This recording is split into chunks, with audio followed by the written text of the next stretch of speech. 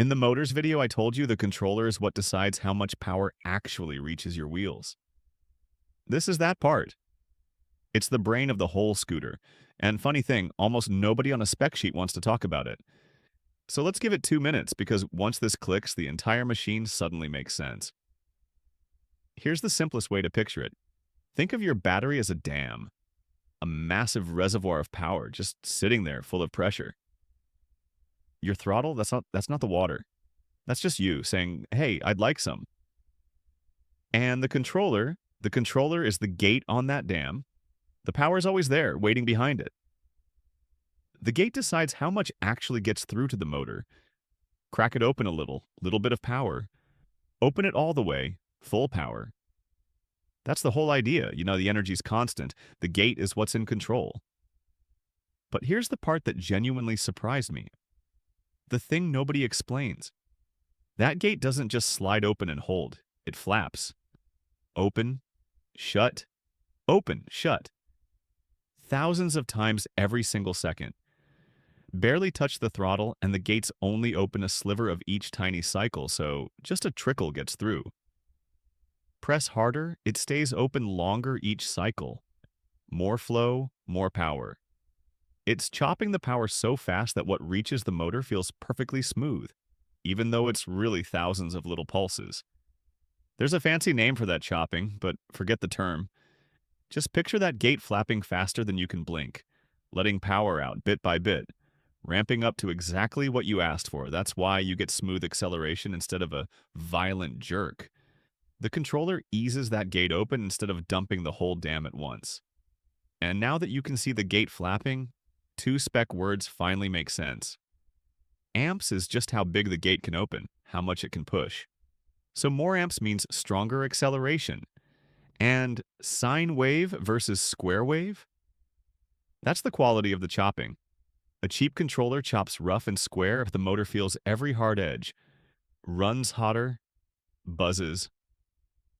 A good one shapes those pulses so smoothly the average comes out as a clean wave. Quieter, cooler, more efficient. Same flapping gate. The difference is how artfully it's done. Most brands won't breathe a word of this. When it's a black box, they'd rather you not ask about, which is exactly why asking puts you ahead. Let me kill one myth, because this one costs people money. The myth: bigger battery plus stronger motor automatically equals a faster, better scooter. Nope, because the gate is the bottleneck.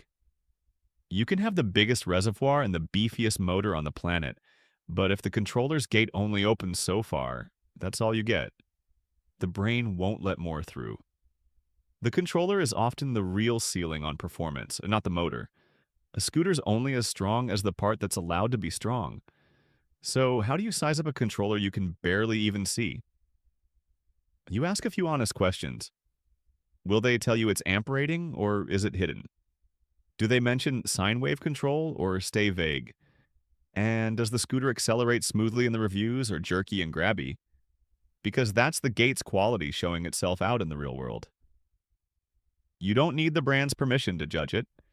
The way it behaves tells you most of what you need. One last thing, because it ties 2 of these together. The controller draws power, but it doesn't get the final say over the battery.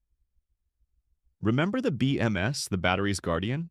The controller can ask for a big gulp of power, but the BMS is the parent watching, and it can say no. Cut it off if that gulp would run the battery too low or too hot. The controller drives, the BMS protects. 2 separate brains, 2 separate jobs, in constant balance. And that's on purpose. You really don't want the part flooring the motor to also be the part in charge of the battery's safety. So that's the controller. Every other part is capable, but silent. The battery's got the energy, the motor's got the strength, the throttle's got your intent. The controller is the only one that talks to all of them at once and routes the right thing to the right place. Without it, nothing connects. Nothing's routed. Nothing moves. The throttle and controls are the natural next stop. That's where you actually talk to this brain. Or, if you'd rather see what it all adds up to for you, run your route through the range tool right below.